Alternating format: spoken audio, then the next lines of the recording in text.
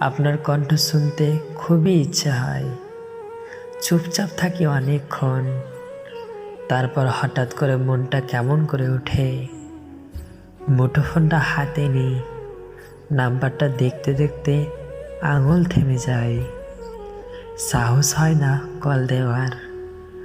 আপনার কণ্ঠ শুনতে ইচ্ছে হয়।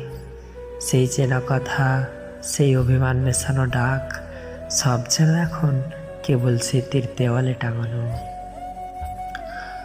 অনেক কিছু বলা হয় না, তবুও কণ্ঠটা শুনলেই মনটা কিছুটা শান্ত হয়ে যেত।